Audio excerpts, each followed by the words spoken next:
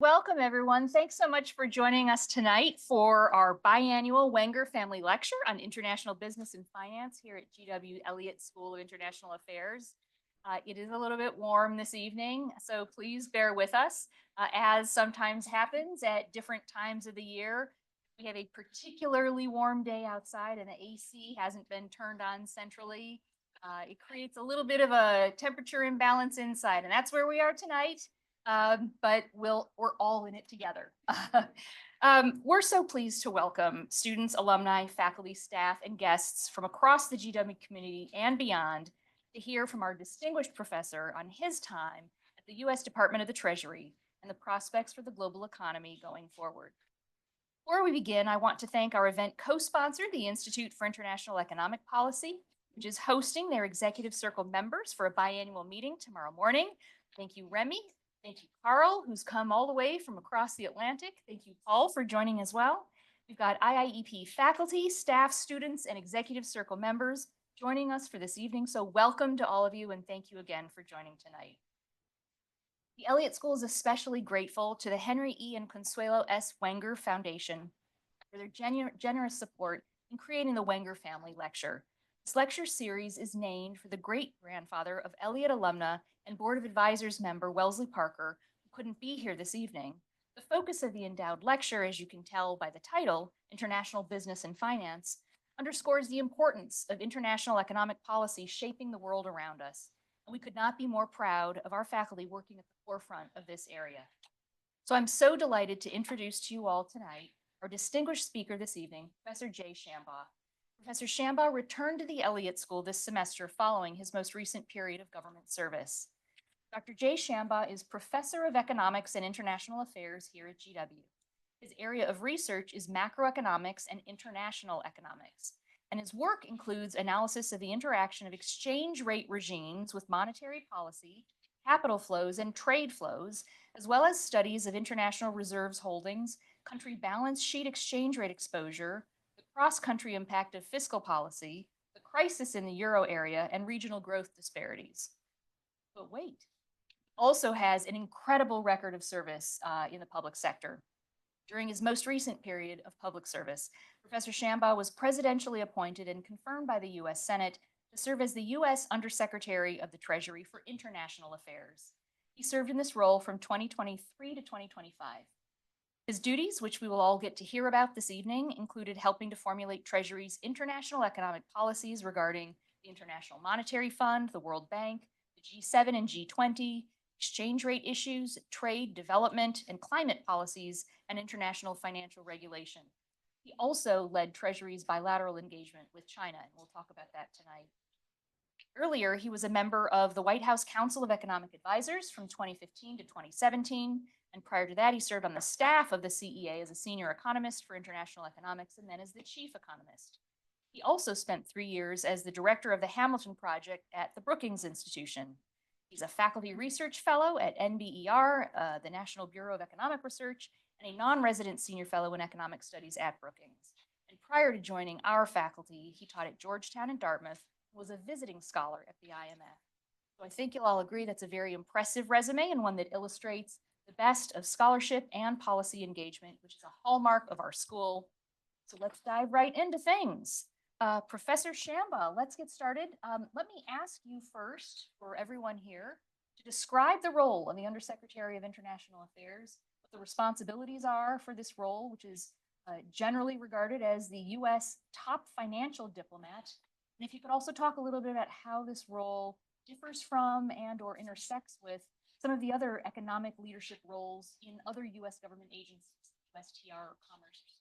Sure, thanks. And first, let me just say thanks to everyone, especially on a warm evening. And I really want to thank the Elliott School and the dean for actually their support in letting me go off and do things like this. I know it is a disruption to a school when someone goes off to do government service. And the dean may not remember, but she was actually incredibly important in helping me get through because before you're nominated for a role, they don't want to tell anyone you might be nominated until they figure out if they want to nominate you.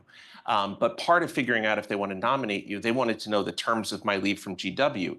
GW would not tell me the terms of my leave until they knew what the position was, which created a truly Kafkaesque week as I was going back and forth with lawyers. And then I just appealed to Alyssa and said, can you help in any way? And she did, and got me the 2 sentences I needed that let them release me.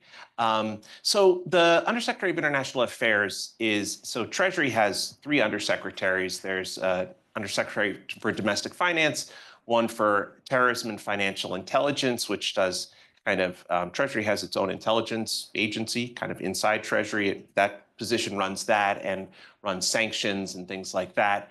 And then the International Affairs is kind of the one that is what it sounds like. It's all the things we do in terms of international affairs and dealing with other countries. So it's all the exchange rate policy, trade policy. Treasury's role in trade policy runs through there as well. Things we do engaging with other countries, whether it's, as the dean said, China or any other country, G7, G20, things like that. And so, as well as all the international financial regulation, where we would kind of coordinate with domestic finance, who's focused on US domestic financial regulation, and international affairs would be covering more the international angle of that.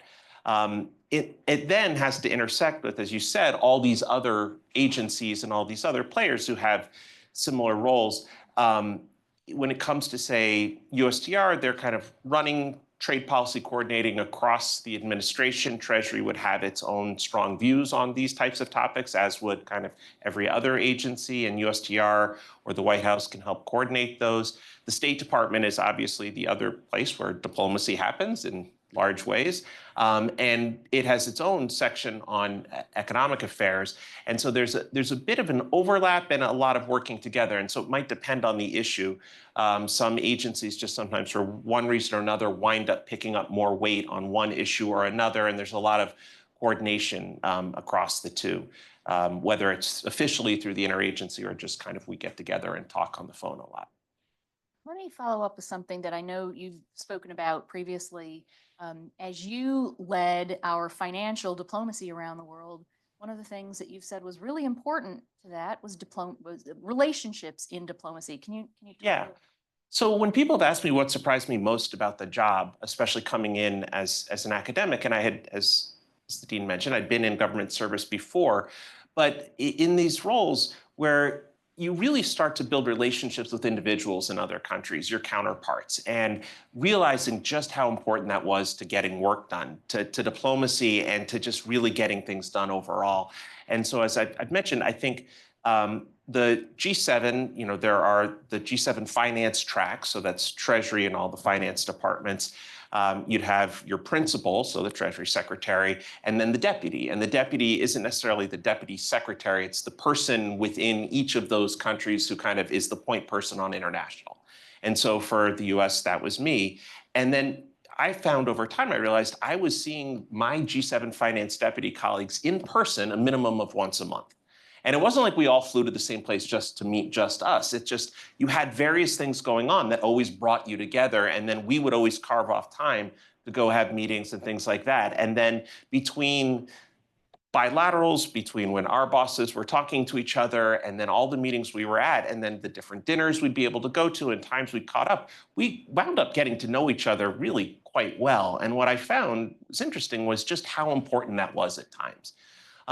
Sometimes it was important on things that at the time feel very important, but in retrospect probably aren't, earth-shatteringly important. And so one example I can give here is whenever the finance ministers meet, they put out a communique. And the US thought the US was quite concerned about the fact that it looked like Israel might take an action that would make it very hard for banks in the West Bank to have correspondent banking relationships with Israeli banks, which sounds really in the weeds, but it's how all the trade between the West Bank and Israel, which is almost all the trade the West Bank does, gets done. So you need to have that channel to work. And we were worried it was going to break down. And we had been talking to Israel about this, but we wanted the G7 overall to say something. And it wasn't something the G7 had really been talking about. So usually things like that don't go in the statement. So I had to call my Italian counterpart, because Italy was the presidency, and say, can you help me out? And he said, well, look, I'll put it in the 0 draft, the first draft they send out. He's like, but it's all on you. Like, you've got to make sure everyone else understands this. So we were at one of these meetings where we're all together, and I made sure to pull aside all my counterparts and say, by the way, this is going to show up. This is why it's important. But there was one person I didn't tell because we had something else to talk about. And so then statement goes out, comments come back, and my team calls me in a panic. And they say, such and such a country has objected and said it is a red line to them that they don't want extraneous stuff in here. And this has never been discussed. It doesn't belong in the statement, and they are going to block it. So what do we do? I said, well, just hold on. And I just sent a 2-second email, just said, hey, this is important to me. I need this. I can get on the phone and explain it, or I can explain it later. Just let me know. And 2 minutes later, I have an email that says, our country withdraws our objection. Just explain it to me next time we see each other.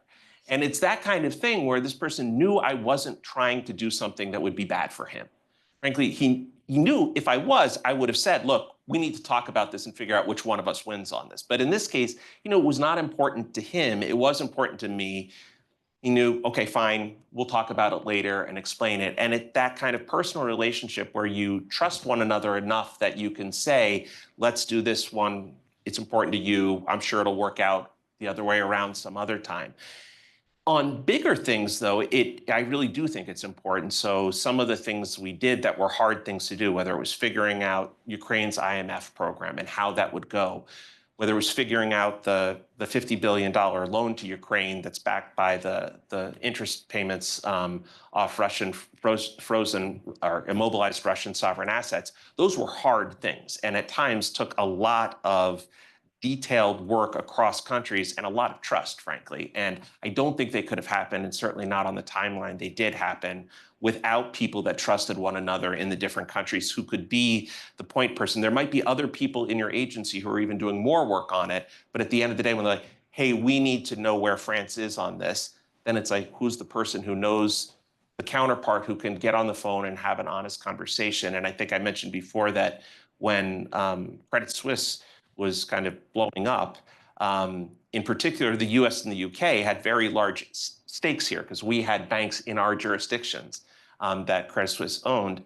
And whenever we talked to the Swiss, we would just talk to each other. Like immediately, I would just get on the phone with my UK counterpart and say, hey, what did you hear? Because this is what we're hearing, and just trying to make sure we understood. And I think that kind of personal touch and trust became so important to so many different things we did. And I guess my view is you can throw your weight around, especially as the US. And there were times we did. There were times like we wanted something to go our way. Other countries maybe didn't agree with us, and we just pushed. I don't think you can do that on every single issue at every single moment in time. I think it erodes, and you need to be able to have good relationships, both with the countries, but also with individual human beings, that you can pull people aside and talk behind the table and say, look, this is why this is important to me. And even I think a couple of the places where we did push, it was the fact that I knew the people well and could say, yeah, on this one, it's different. This one, I really need this, and this is the way it's going to have to go, that you have that ability to do it. And I found over time, not just in my role, but watching this happen across the way, I've often said that the Deputy Assistant Secretary for Africa and the Middle East is a phenomenal career civil servant who's been at Treasury for coming up on 30 years. And I used to joke with him that my only complaint with his job performance was at things like the IMF World Bank annual meetings, I could not get from point A to point B if I was walking next to him, because there are 45 different finance ministers, plus also the central bankers from African and Middle East countries around, and they all know him, and they all trust him, and they all want to tell him something or ask him something. And so you can't walk across a room without getting stopped 20 times. And that fact that you can build up the point where countries would say, okay, we need to tell you where we are, right? Does a country need to go into debt service suspension? Is a country approaching default? It's helpful if they have people they can talk to and trust and say, this is where we really are. This can't get out.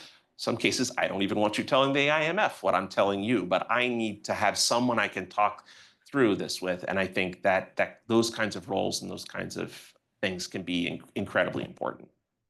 So let me follow up with a question about China. You led our economic dialogue with China at a time when U.S.-China relations have become rocky, Yeah. and at times our foreign policy dialogue was at a standstill. Can you talk about this role? Yeah, it was fascinating. So when I came in, I showed up at Treasury in September of 22. I was there as a counselor for a few months waiting for my confirmation vote. And when I got there, I realized after a couple of weeks, like I hadn't talked to anyone in China. I hadn't talked to anyone really about China that much. And it just seemed shocking to me relative to my time in the Obama administration, where there was the strategic and economic dialogue and kind of a big overarching process that engineered the way the engagement happened. And it wasn't long after that that the two presidents Biden and Xi had a bilateral. And at that bilateral in Bali, they said to one another, the part of the statement that came out was, our teams need to talk more. And that kind of unlocked the permission structure to allow more meetings. And coming out of that, we fairly quickly arranged a meeting between Secretary Yellen and the then Vice Premier Liu He from China, who was her counterpart, in Switzerland, actually, because neither one necessarily felt comfortable going to each other's country. And we knew they were going to be at Davos, and we weren't. But we said, hey, if we happen to be flying through, want to talk? But then out of that, we eventually did go to Beijing in July of 23. And coming out of that, we had a very similar statement, kind of one level down from the president's one, that said, our teams need to talk more. And we used that to launch two working groups that were kind of official structures. I think we met 8 times, the two different working groups. One was between the U.S. Treasury and the Finance Ministry of China. We called that the Economic Working Group.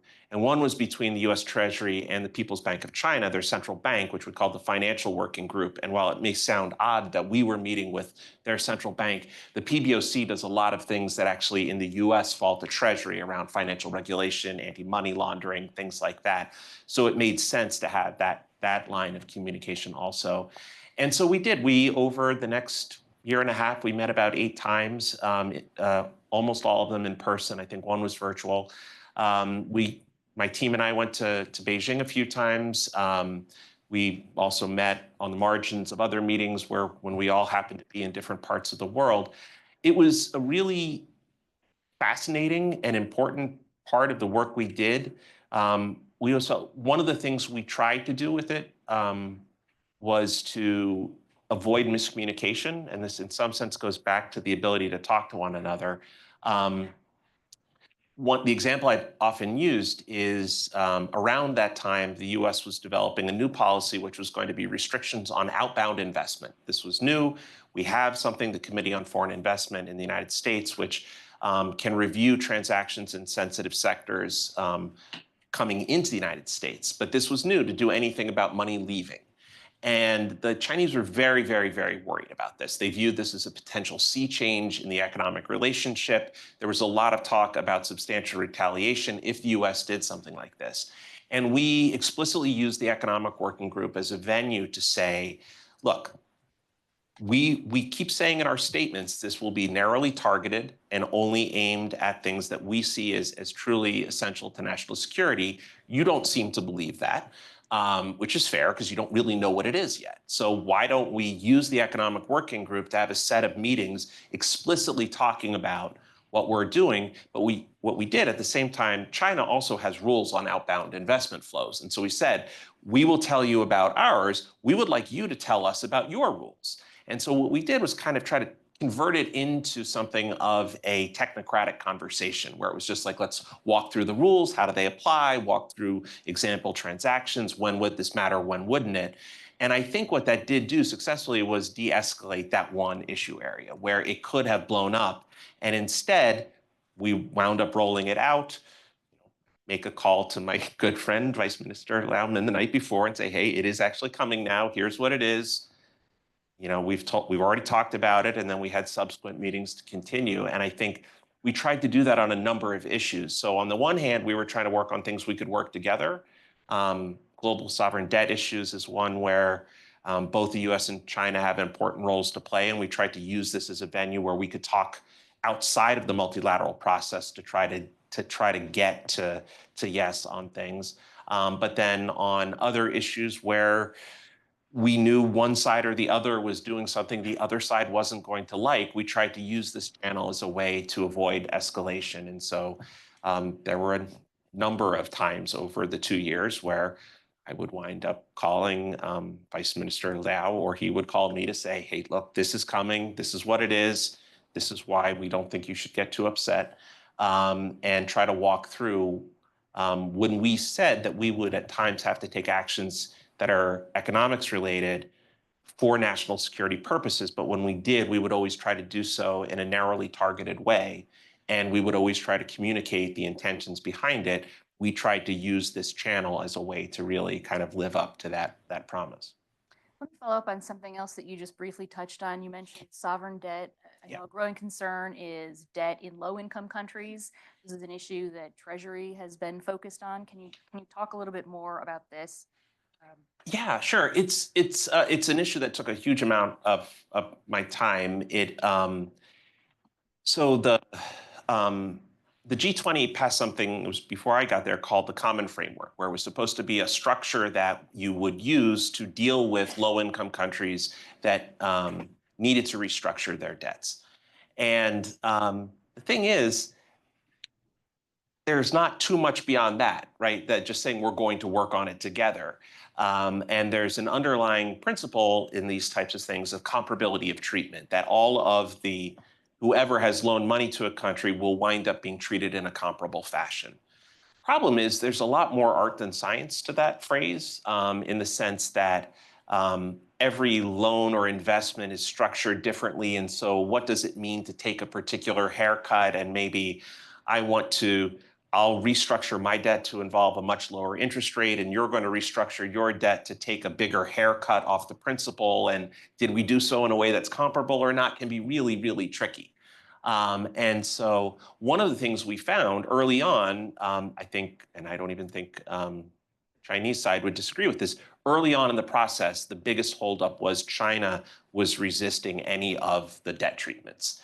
And in particular, China's view was if they had to take haircuts, so did the multilateral development banks, which to everyone else was just a non-starter. Everyone else looked and said, no, multilateral development banks have preferred creditor status. They don't take haircuts. Reason for that largely is it's on all of us. We've all put our money in, so you don't want them taking haircuts, but more so because they themselves don't lend in a profit-driven way. They are, in some sense, taking their haircut ex ante. They're lending at highly concessional rates. They're doing so in situations that probably a profit-driven lender would not have lent. And so it doesn't make sense to haircut them in the same way you're doing everyone else.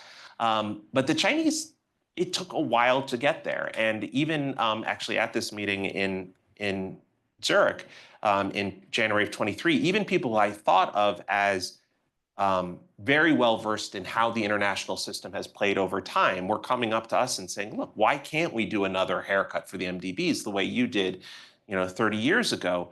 And it took a while just to work through with them and say, no, when that happened, we all, meaning the US and France and everyone else, took 100% haircuts, just wrote our debts to zero, and then went to the MDBs and they wrote down some. And we just said to them, like, if you want to write your debts down to zero, then we can talk about this. But if you write your debts down to zero, there's no problem with their debt. So we wouldn't have to do it. And eventually, China started to sort through how they would need to approach it. They started to sort through bureaucratically who would have to be in charge and how it could go forward. And what we found was a lot of our conversations in two different ways. One, bilaterally, of using all these meetings we had, and every time Secretary Yellen was either in China or meeting with her counterparts somewhere else, using that as a channel to try to push on the one hand, but also using a set of multilateral fora that one in particular that was created while I was at Treasury, the Global Sovereign Debt Roundtable, jointly hosted by the IMF and World Bank,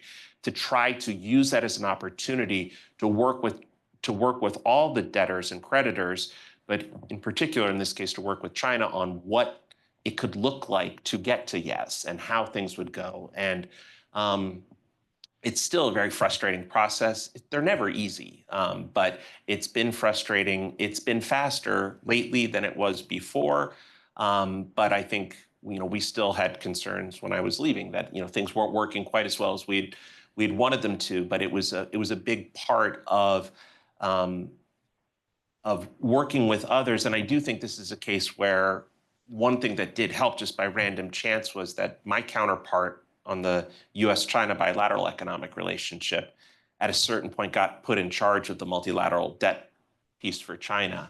And so it was someone I already knew well and could talk to well. And then when he had that new role, it made it easier for us to have kind of good communication with China around how do we work through these issues. So you've already spoken about a lot of engagement on the IMF and World Bank. Um, how much of your portfolio involved IMF World Bank engagement? Can you share a little bit more about this? What would have been on your agenda for everything overseeing the IMF and US engagement with it? Yeah. So the shortest answer is a lot of my time, and in part, so the way the U.S. government is structured, the executive directors at these multilateral institutions report up through Treasury International Affairs, and so it was a very important piece of what we did. Votes around IMF issues, votes around World Bank issues, or all multilateral development banks. We had, and this started right as I was getting there, Secretary Yellen had given a speech talking about multilateral development bank evolution, or MDB evolution, trying to talk about what needed to happen to make these institutions more fit for purpose and kind of evolve them to something new. And the team that worked on that reported through me, they spent a huge amount of time, and I would work with them on how do we try to get these institutions to operate a little bit more the way we wanted them to. So that was one piece. And then on the IMF side, there's just every time a country is in trouble, they're headed to the IMF, and the US, as the largest shareholder, has the largest vote on how any of those programs go. And so we would be very, very involved in what's next and how things work.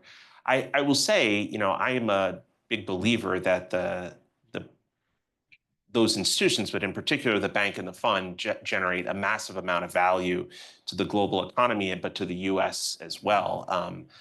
Shortly before leaving, I gave a speech just trying to talk about how important these institutions were. And part of it is just because, that was the lens I got to see a lot of things around the world through. We used to joke that the dirty secret of the US government is Treasury has no money. And it's true in international. The State Department has all the money for international programs. Treasury really doesn't have anything. But there's a reason that the finance ministers, or in some cases presidents of countries, wanted to talk to the person who sits in my office. And it really comes down to because you have the largest vote at the IMF and the World Bank. And they know that, and they want things to go in a particular direction, or they want to kind of share their side of the story with you. And I think those institutions are incredibly important, and something that I hope the US continues to kind of lead on, because I think there's still a number of live issues. One, we were talking about the debt crises. One of the challenges we face right now is that a lot of poor countries can actually pay the debts they have, right? That's not the binding constraint. The issue is they're not getting any new flows. So kind of the net flows for these countries are negative to the rest of the world, which is terrible. Like, as an economist, you sit there and say, like, that's not how it's supposed to work. Poor countries should not be on net paying back the rest of the world. If you're super poor, you should be in a period of borrowing and growing out of that. But kind of a wave of Chinese lending and private sector, kind of Euro bond market and things like that, lending a decade ago or 8 years ago, are all kind of coming due now. And even if the countries can make the payments, the liquidity impact on them is terrible, that the money is so trying to work through, and we spent a lot of time with the bank and the fund on in some sense, creating a new process that they could use to try to figure out better ways to support countries that weren't in crisis yet. I always remember a conversation with the finance minister of a country that was not in desperate straits. And they looked at me and just said, what is the system doing for me? Like, I get what it's doing for the disaster countries. And I'm not saying I don't want you to help the disaster countries, but like, I need some help, but if you don't give me any, I'll survive. It just, we'll undereducate, we'll underinvest. It'll lead to worse outcomes over time. What can we do to make this better? And it really shaped my thinking in a lot of ways. And we tried to spend a lot of time over the last 2 years building up something where the bank and the fund, they call it the 3-pillar process. It's something where they could figure out ways to better support those countries before they wind up kind of in a debt restructuring or insolvency.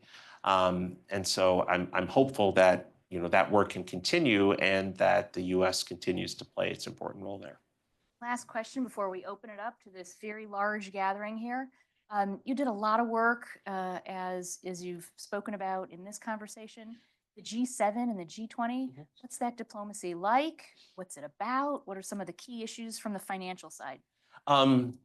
Depends who you ask. There are days it can feel mind-numbing, I won't lie. There's a movie coming out, if people haven't seen. It's about the G20, and I think, I'm trying to remember now who it is. It's a famous actress who's playing the US president, and there's like an assault it's at the Leaders Summit, and there's an assault on them. And so I'm actually really looking forward to seeing this because I'm curious what it looks like. But so at the finance ministers and central bank meetings, you'd have all the finance ministers and all the central bankers there at, say, the G20. And some of what's happening at the meetings themselves, frankly, is a little boring. And it's because there aren't just 20 countries there. There are a whole bunch of invited guests there too, and there are a whole bunch of international organizations. And if every country has 2 seats, one for the finance minister, one for the central banker, you start doing the math. You're at like 60 or 70 people sitting around a table. It is challenging to have a robust and engaging conversation in that setting. Everybody has their 2-minute intervention, and it's already pre-written because how else do you can say something and stop in 2 minutes and things like that. The real activity is happening behind the scenes, either in all the bilaterals. Those people, because they're all in one place, can now meet with one another and talk about things, or where they can, all the meetings that are happening on the way to that meeting, where things are being discussed either at the deputies level or at the working group level, or things like that. I think they can be incredibly important venues. And I think it's the can be that's a catch. Like, if you let them atrophy, then they're never there. And so at big moments, you need some measure of international coordination, especially on financial policy, financial regulatory policy, sometimes on macro policy. And so I think they can play this really, really important role. I think things like the common framework, trying to get all the big creditors to agree this is how we'll approach debt crises. You don't get that without a venue to have the political leaders come in and say, yes, we agree this is important. And so the G7 is a different one because, in some sense, not every country that's important to the global economy is there, right? It's the rich countries club. On the other hand, the G7 tends to have a lot more commonality of views and principles. And in the last 4 years, last 3 years, it wound up being incredibly important after Russia's full-scale illegal invasion of Ukraine in February of 22. The G7 suddenly became very, very important because it's not like the G20 was going to address that issue, given that Russia is a member of the G20, right? The G7, how are you going to finance Ukraine? How are you going to deal with sanctions on Russia? How are you going to deal with a whole host of things? All of that was happening within the G7. And again, if you would ask someone in 2018, is the G7 still a relevant entity? There were people who said, I don't really know. Like, what do we get out of the G7? Believe me, between 22 and 25, the G7 was incredibly relevant and incredibly important. And there's a host of things that wouldn't have happened without the G7 as a coordinating mechanism. And so I think they can be really important venues. Thank you. We are going to go ahead and open this up. We've got a very large group. Love to see it. People are walking around with mics. So You call on people, Dean, please. participants online will be able to hear you. Sir, your hand was up first, so we'll call on you first, and then we'll move over to this side second. Hey, this Washington.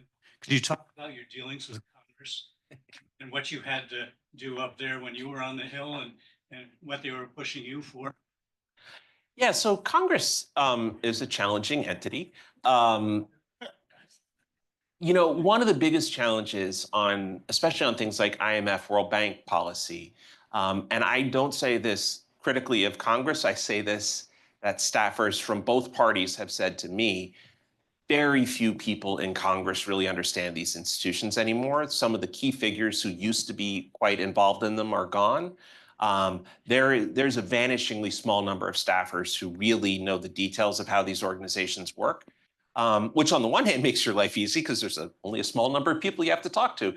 But on the other hand, it can make it really hard when you need something, and when you need something to get passed, you're counting on a small number of people on each side of the aisle to convince everyone else on their side, actually, this is important. You need to do something here. And so I do think that's something that, frankly, needs to change, because I think there are sometimes big things we need to be able to engage on with the bank and the fund. So that's one.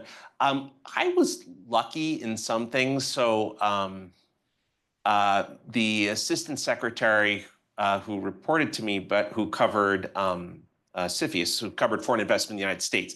Congress has lots of questions about that. They would want to call him up and things like that.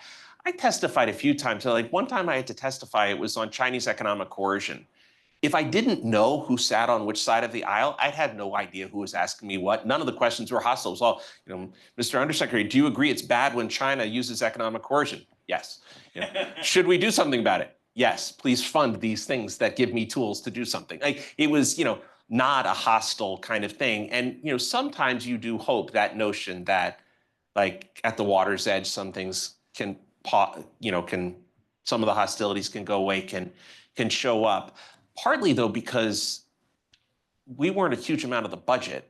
Like a lot of your interaction with Congress is over the money, and we didn't have very much. So it was kind of, we were in the rounding error. I mean, there's big things that'll happen. What happens to IDA, the crucial part of the World Bank group that funds the poorest countries, like that's going to need to get passed. Like things do need to keep happening on an ongoing basis. But yeah, so I think that's probably my biggest interactions. I had seen your hand up, and then we'll go over to this side. Other than I'll say trying to get confirmed, which is just a nightmare of waiting over nothing. Hello, my name is Allison. Nice to meet you. My question is, you mentioned how relationships are extremely important in diplomacy and the global economy. What do you think of the dissolution of the US's relationship with Canada, and how will that affect our global economy in the future and future bilateral trade agreements? I think it's bad. I think it will. I mean, stop there. But I think it is problematic that we have violated a free trade agreement we signed with Canada. It's problematic in part because the current president signed the current agreement. So this is not NAFTA. It was renegotiated as the USMCA, signed by the current president. It's, I think, the only free trade agreement he signed, and he violated it immediately. So this is not violating an older pre-existing one where you might argue, well, I didn't like the way someone else negotiated it. This was his. So I think it does make it harder for the United States, transparently, to negotiate in other venues over time. If it is not clear that when the United States negotiates something and Congress ratifies it, that means we will actually live up to it. So I think that's a real challenge. I also I have to say, the Canadians were always phenomenal when it came to having a key partner who would work with you. I think on a per capita basis or a per GDP basis, they were always putting in more money. Take the example of Ukraine, they were always putting in more money. On a per capita or per GDP basis, they were always standing with us as a key voice. And so it's frustrating to me to see what I saw as one of our best relationships go this direction right away.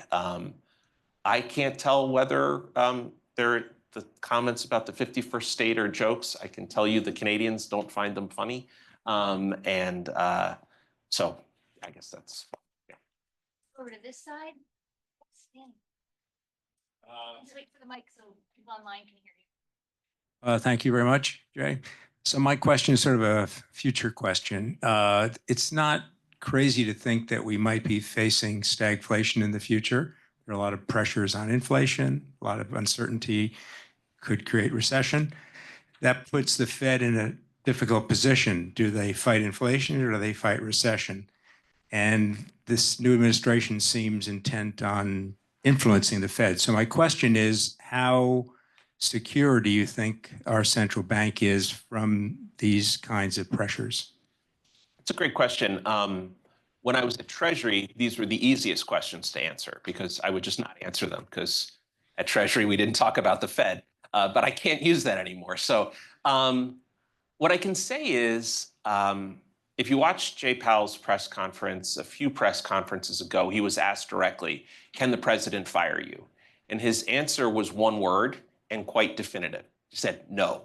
I feel pretty comfortable that, and I don't know this from personal knowledge, but Jay's a very careful individual and a very conspicuous one. And I am sure Jay has consulted a lot of lawyers, probably not just Fed lawyers. It wouldn't shock me if Jay had hired his own private counsel to figure out their views on this.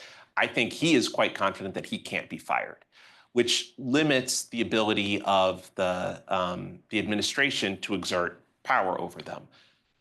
The caveat there is if Congress decides, the Federal Reserve is created by an act of Congress. It is not in the Constitution, right? It is congressionally structured. There's a famous story of, and I forgot, many chairs ago, being a little flippant in his Humphrey Hawkins testimony and not really taking the question seriously and being passed a note that said, please recall the Federal Reserve was created by an act of Congress, ...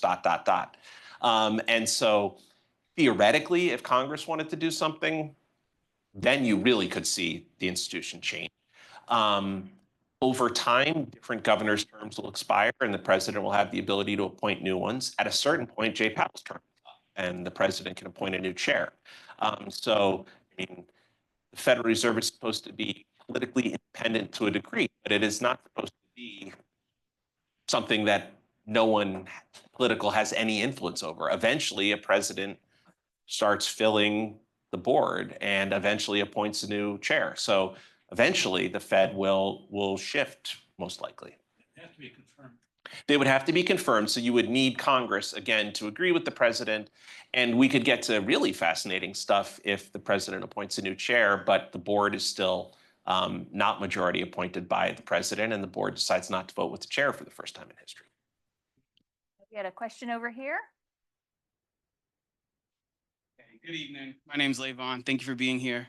I'm a PhD student and I write on CFIUS and regulation here. One question that I have is, as you may know, the Department of Treasury issued a final rule in November of 2024 that amended CFIUS, and it kind of gave stricter penalties and requirements for foreign transactions.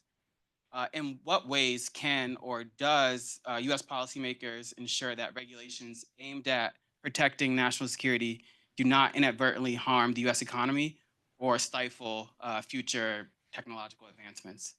That's a great question. And I think it shows up in a range of areas, not just CFIUS, but the whole question of the intersection between economic security and national security and just economic growth and national security is, I think, a constantly challenging one. I think this is especially true as technology has become more important to national defense. Like if you think back, I'm trying to make sure I'm doing the right number of years, but think back 65 years or something, realistically, the only technology you cared about from a national defense perspective was mostly nuclear, maybe missile technology, right? Now it's everything, right? And so the question of what is dual use has broadened a great deal. And that makes it a more complicated and challenging area. What I can say is that the career staff who work at CFIUS, who eventually reported up through me, they're phenomenal people who are there rigorously applying the law. And that is their goal, is to apply the law and on a the law is aimed at transactions, not countries. On a transaction by transaction approach, does this transaction threaten national security or not? And if it does, can it be mitigated in some way? Can there be some sort of agreement structured with the parties that would allow the transaction to go through? In terms of the update that you flagged, one of the things that the team was working on during my tenure there was the enforcement issue of enforcement penalties. And so I think one of the things that worried people was a lot of transactions get flagged as a potential risk, but go through after some sort of mitigation. A national security agreement gets signed with the parties. And the concern was, were we sure the parties were living up to these agreements they signed, and did they have enough risk if they didn't? And so trying to better enforce penalties on firms that didn't actually even pretend to live up to whatever piece of paper they signed. So I think that's what that was about. And that I don't see as in any way interfering with the regular flow of the US economy, because in some sense, these agreements have been there for decades in many cases. Like, you're already supposed to be doing this. This is just, it's a question of, like, does better enforcement of speeding, affect the ability to get from point A to point B? In theory, it shouldn't, because you shouldn't have been speeding to begin with. But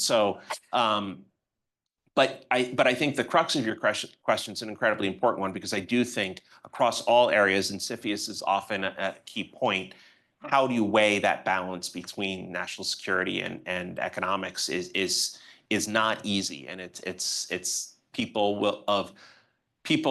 within the same administration on completely good faith, making completely good faith arguments, will disagree with one another at times about where you should find that balance. Take another question. Let me check in. Do we have any questions online? Yeah, let's take a question. Okay. Yes. You.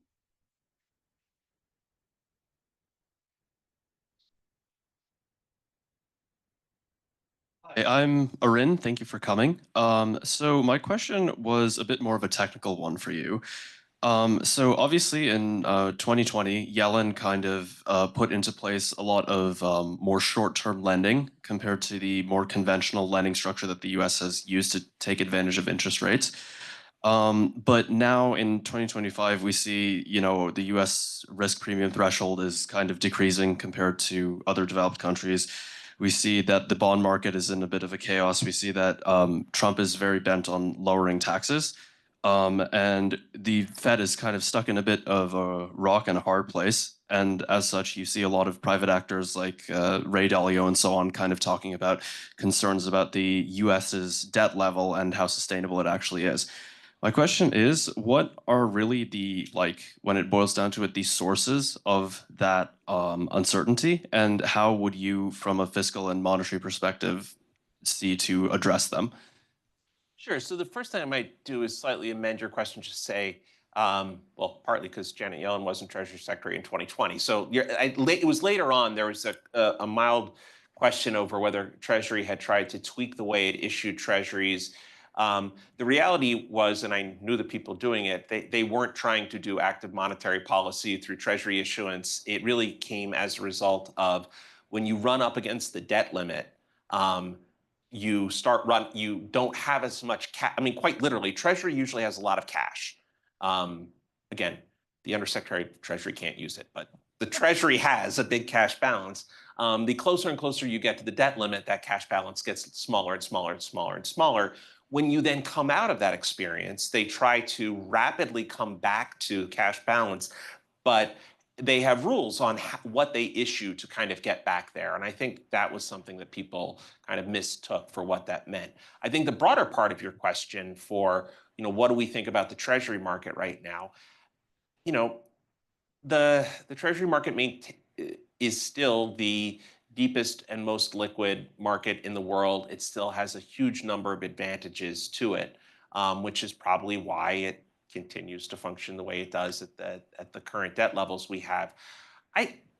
It's always tricky when you're talking about debt levels, because if you say they don't matter, it sounds like you don't care about them. And on the other hand, I think it's hard not to look around and see a number of countries that maintain perfectly fine credit ratings and ability to repay their debt with much higher debt to GDP ratios than the United States has. On the other hand, rapidly growing debt levels is something that often unsettles a market. So if you kind of creep up slowly and it seems like you're fine all the time, maybe no one gets worried. If you suddenly spike your debt levels a lot, markets may reevaluate and start thinking about, is this okay or not? And so I think that's the challenge we'd be under. I think when I've heard talk about Senate taking steps that would, for example, make extending the 2017 tax cuts free by changing the baseline and policy kind of gimmicks you could do like that, I think that probably would worry the market, because the market would say, no, we understood you to be operating under one set of rules. If the rules are a different set of rules, maybe I need to reevaluate what that means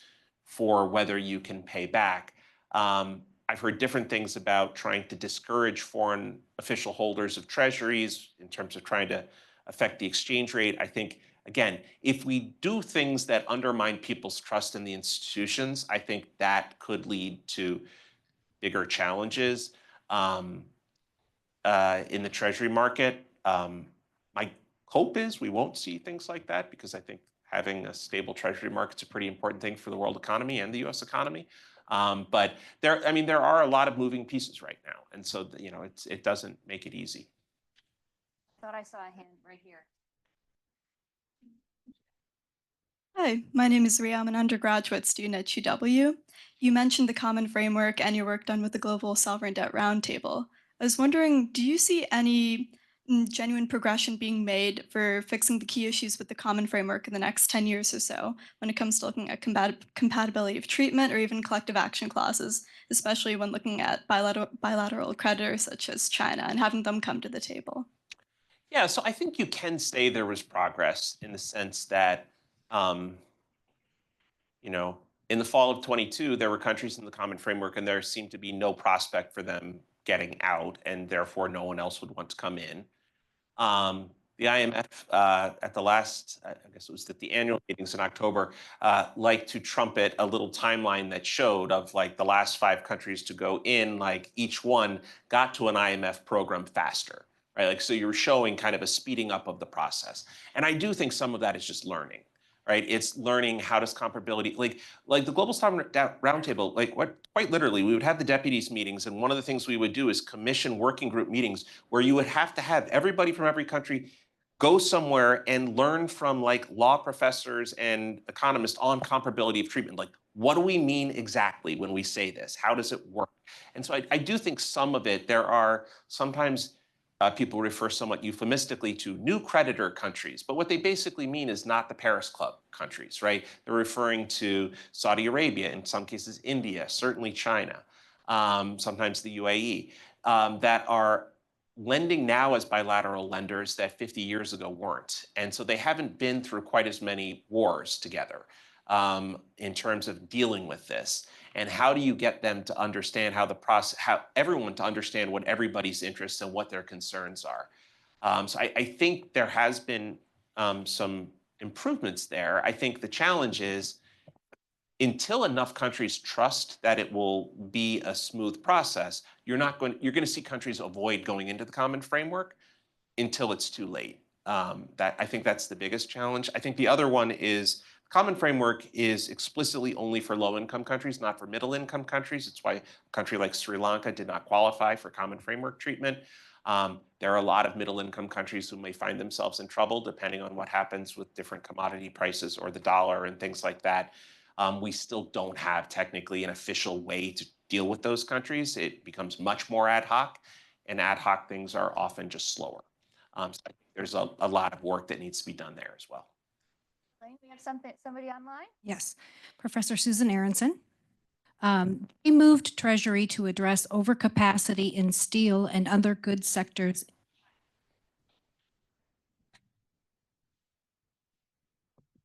Mic problems. But he did not address services, which is another major objective of Chinese economic policy. Made in China 2025 was the first announcement of China's intent to nurture AI, and now more than 60 countries have invested in AI because they believe it is a general purpose and dual use technology. Is AI the new steel? Are governments investing too much in AI, creating overcapacity? So it's an interesting question. So for those who haven't thought, so one of the things we did at Treasury, we spent a considerable amount of time concerned about and talking to the Chinese about the issue of what we saw as growing overcapacity in a range of sectors. in particular steel, semiconductors, and what in China is often referred to as the new three, EVs, solar, and batteries. And our concern was that if you have industries operating completely divorced from any sense of what global demand is, that it can tilt towards a situation where things go quite badly for everybody. The example many of us worried about was going back to steel in 2014, 15, 16, where at one point China was roughly 50% of global consumption of steel and roughly 50% of global production. And then global consumption of steel fell fairly dramatically, or consumption of steel fell fairly dramatically in China, and production didn't move. So when there's a big global shock, if only half of the world is adjusting to the shock, they have to adjust twice as much. And so one of the concerns was if the Chinese industries were cushioned by some combination of subsidies and other types of de facto government support, then it just meant everybody else bore the brunt of fluctuations. And so it's something we talked to them a lot about. We were very worried about the fact that, and this is why, and I'll come to Susan's question in 1 second, but we were worried about the fact that China has for decades had more savings than it spent. That built up to very large current account surpluses that got the rest of the world very frustrated with China up to a certain point. And then China effectively pivoted by doing a huge amount of infrastructure spending and a massive real estate boom. And then those two things collapsed. And in 23, China, at late 22 into 23, China started to replace that by doubling down on manufacturing and exported-oriented manufacturing. And so our concern was that they were trying to work out their internal imbalance of saving versus demand, and it was all going to spill to the rest of the world in these manufacturing sectors. And so we were very worried about this. This is something we spent a huge amount of time talking to the Chinese about.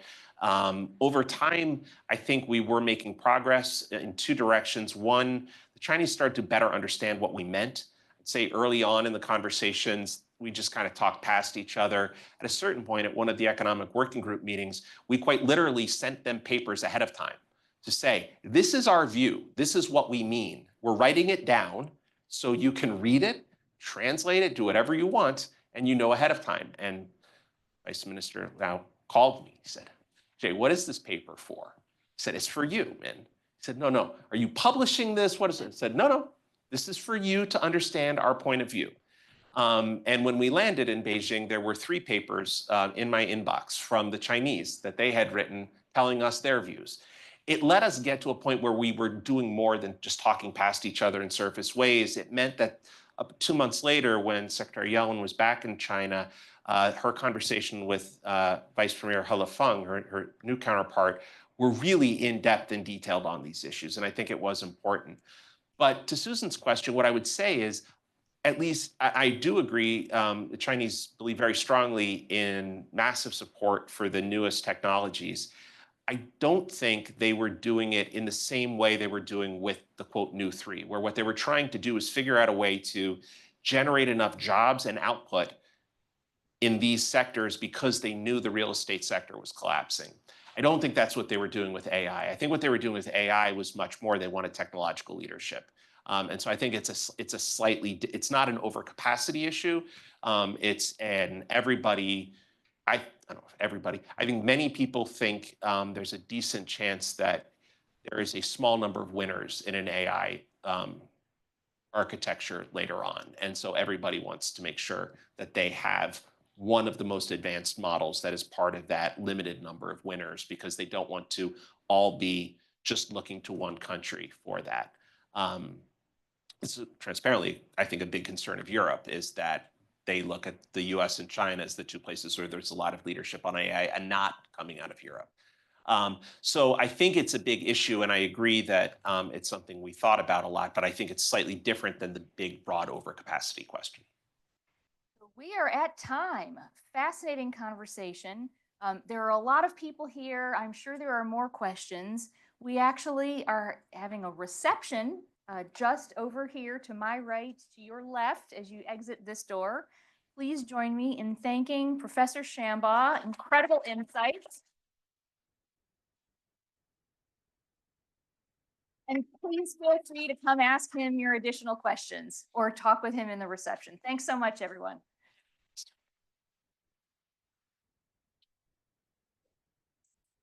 you.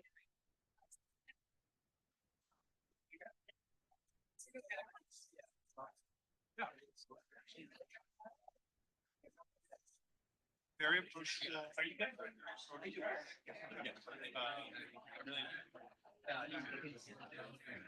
I don't have any parts. But I'm